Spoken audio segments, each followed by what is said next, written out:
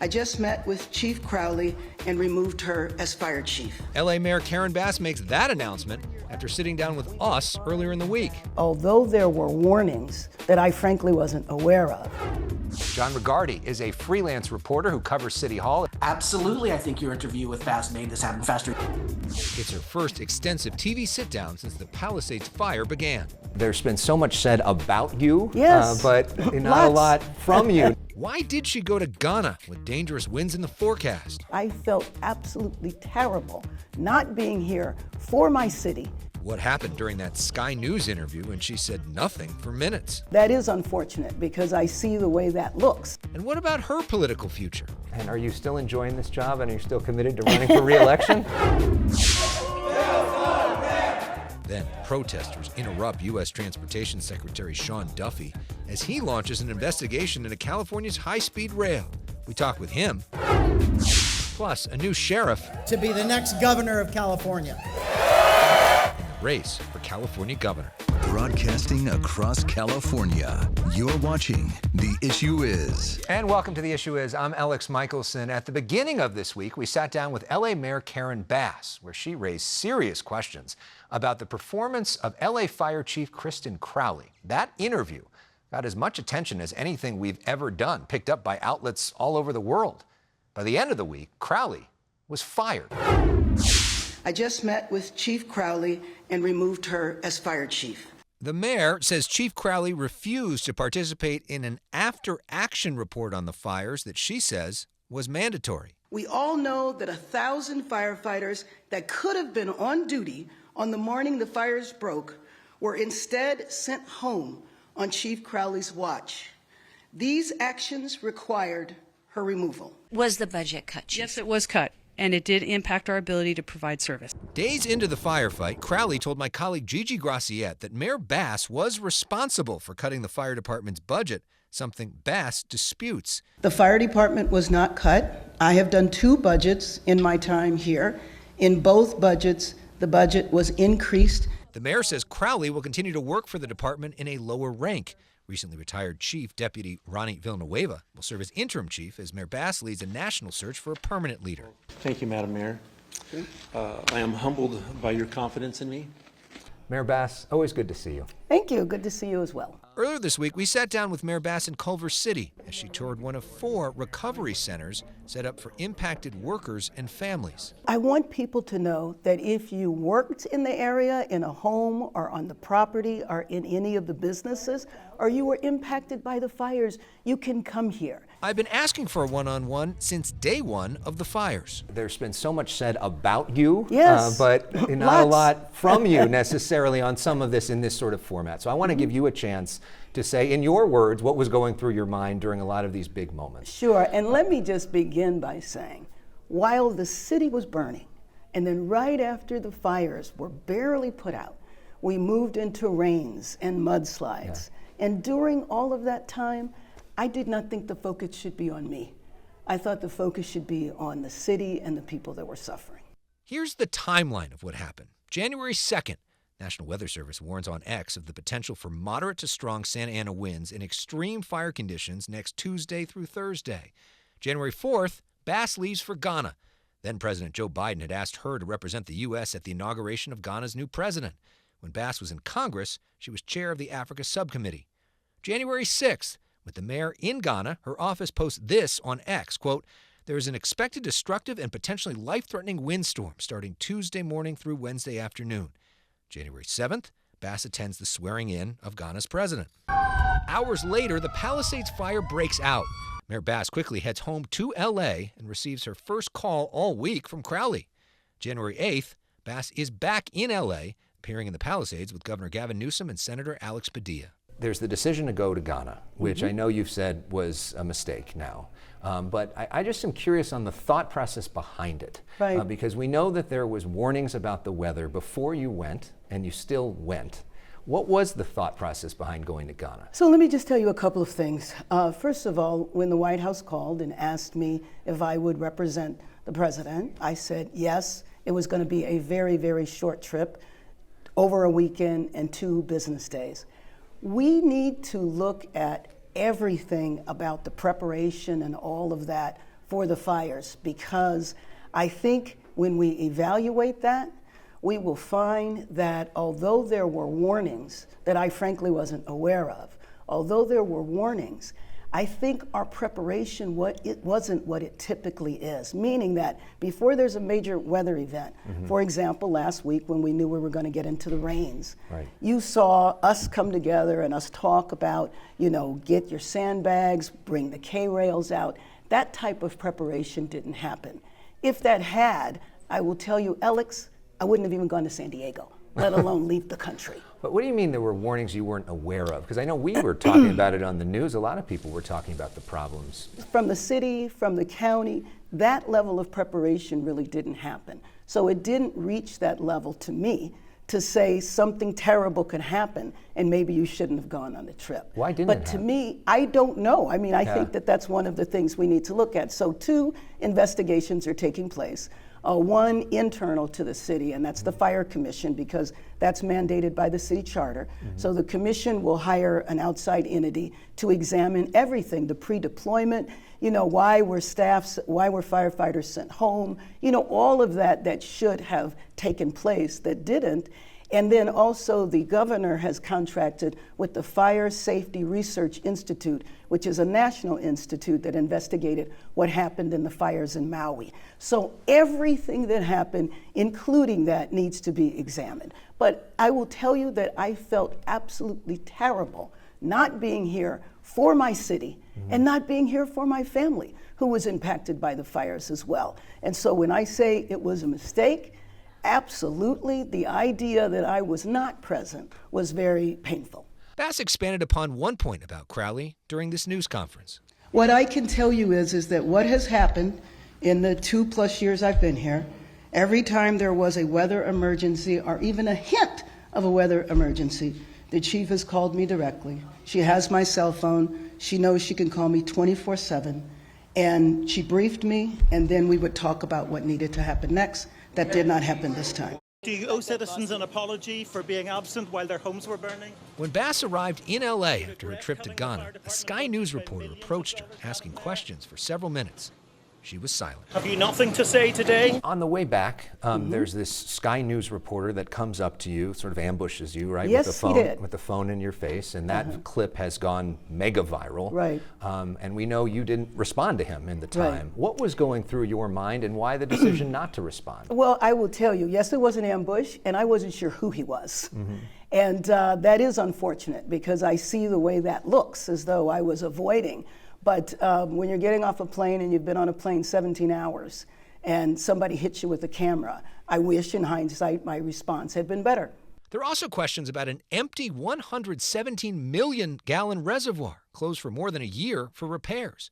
During the fire, several fire hydrants in the Pacific Palisades ran out of water. I will tell you that the fire hydrant situation is also something that has to be examined.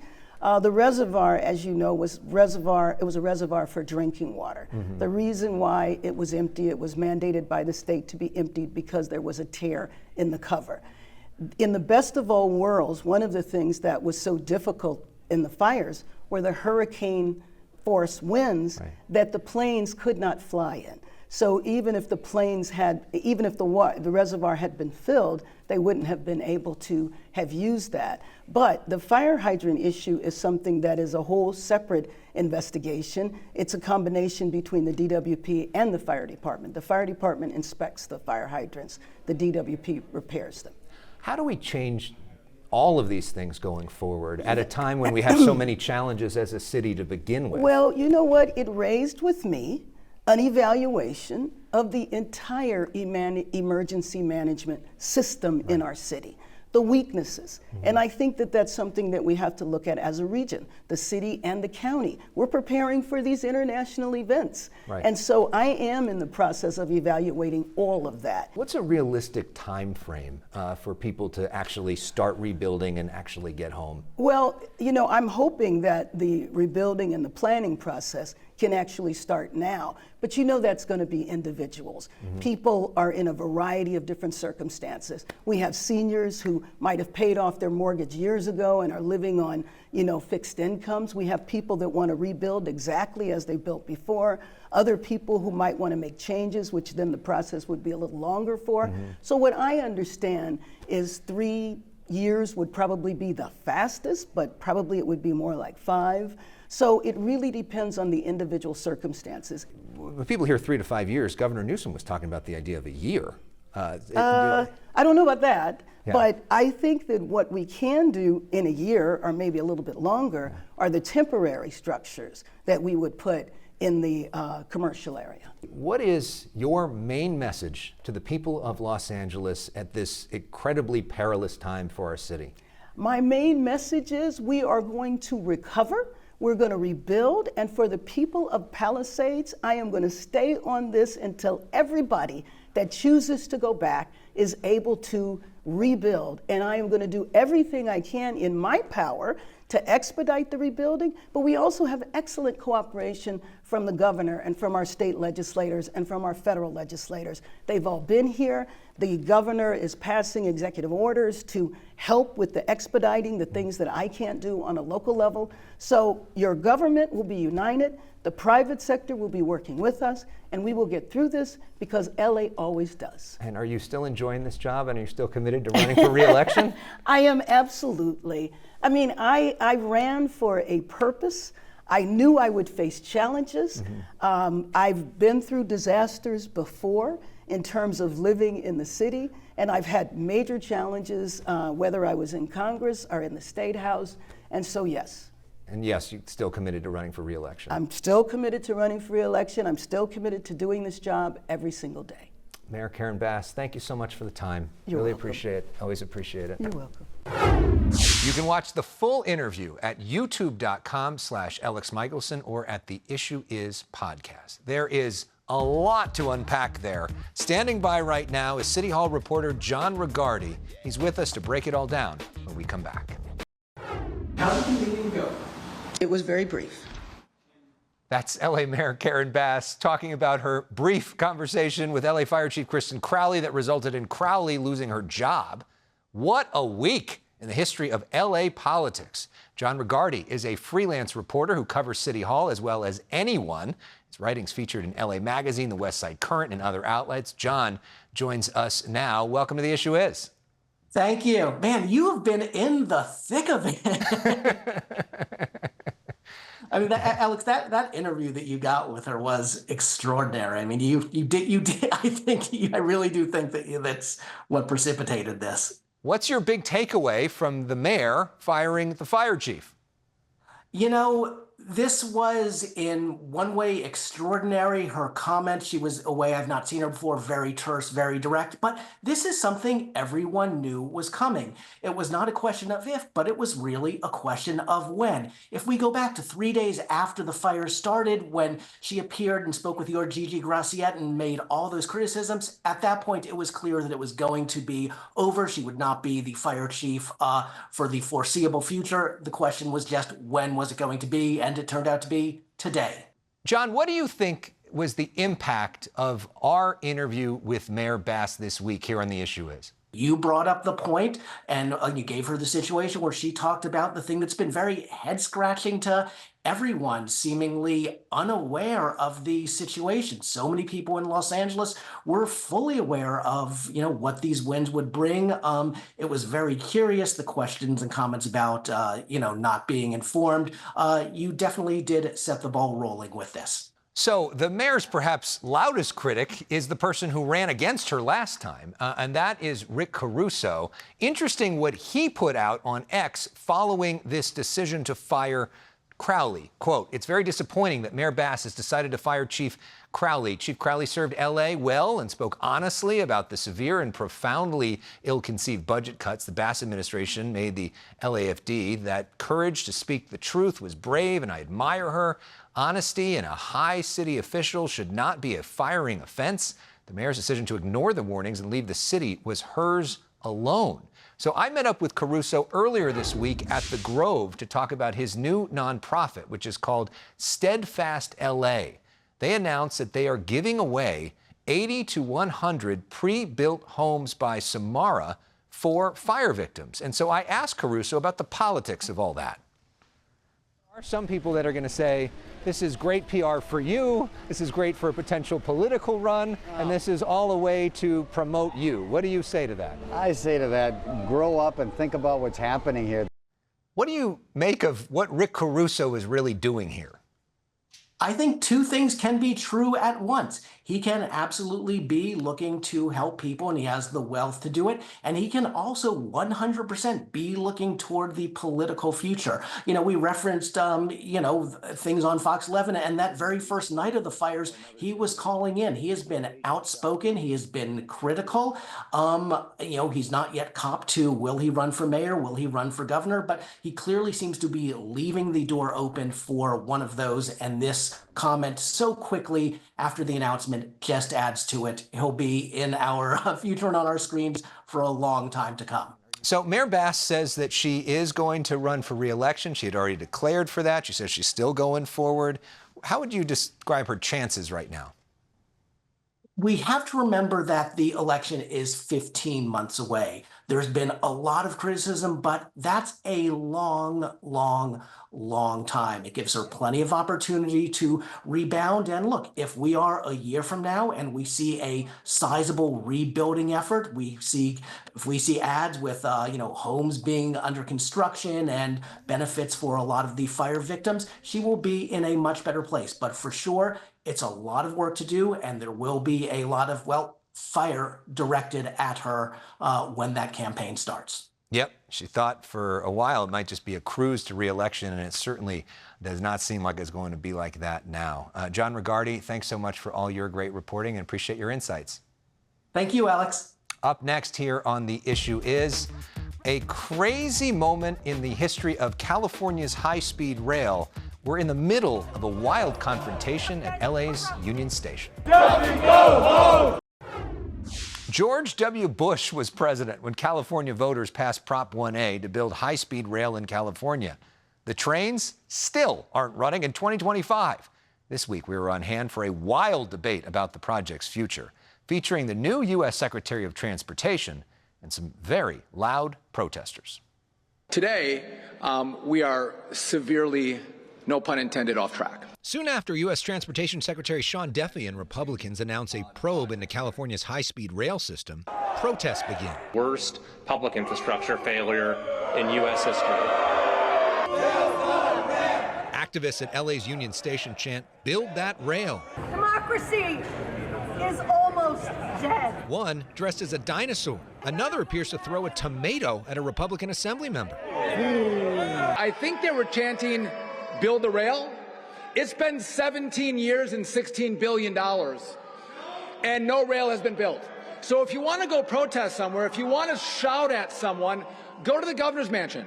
Go talk to Democrats. Back in 2008, California voters passed Proposition 1A, promising a high-speed train from San Francisco to L.A. by 2020 at a cost of $33 billion.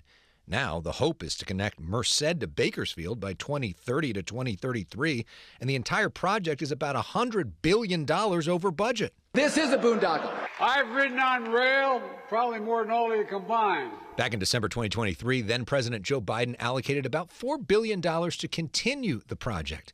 On that day, I spoke via Zoom with former Governor Jerry Brown and former Speaker Nancy Pelosi. Biden likes trains. We need these jobs. Now, a different president with a very different view. The worst overruns that there have ever been in the history of our country. President Trump launching a, quote, compliance review to see if that $4 billion federal investment should go forward. Is there any way you could see where you do want to spend the $4 billion and go forward with this, or is this sort of box checking to end the project? What I see here, it's going to be a hard stretch to see how those promises were kept by how this money was spent. The High-Speed Rail Authority wouldn't agree to an interview, but sent us this statement, quote, "We welcome this investigation and the opportunity to work with our federal partners. California's high-speed rail is 171 miles under active construction with over 50 major structures completed, 14,700 jobs created, and more than 880 small businesses engaged." We spent all this money already. Is there anything we can get out of it? And what is your sort of vision for what high-speed rail in California could actually look like? That's a great question for Gavin Newsom.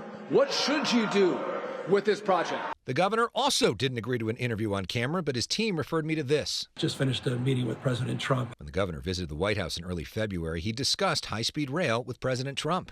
This project's actually on the cusp of actually taking shape and moving forward in a way that he'll be proud and may even be president when that first phase is done. Although most of the money from high-speed rail comes from California, a significant chunk has also come from the federal government, and that's where the Republican Congress members come in. The project is just such an absolute and complete failure. Congressman Kevin Kiley is backing legislation to kill all federal funding for the project. Do you have the votes in the House and the Senate and the President now to effectively kill the project at the federal level? I think we will. That's my hope. That's gotten a lot of momentum. Republican Congressman Vince Fong says that money could then be spent on other things. If you offered any American or any Californian the option of there's $128 billion, what would you prioritize? I guarantee you that this project would not be in the top 1,000 priorities.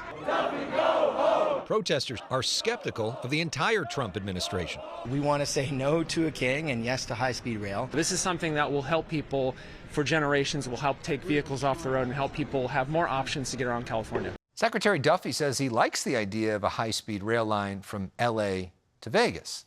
Up next, the first major Republican candidate enters the race for California governor. Stay with us. I am here to announce our campaign to be the next governor of California. This week, Riverside County Sheriff Chad Bianco entered the race for California governor. He's the first major Republican to do so. He visited our studios and sat down with my colleague, Marla Tejas. It's plain and simple. California is broken. We are failing, and we are failing our residents, our Californians. And it's not our Californians' fault. It's not the people's fault. It's government's fault. Could be a challenge. There's been no Republican winning statewide since 2006. Thanks so much for watching this week. We end with a memorable protester at the high-speed rail event in downtown LA. Democracy is almost dead.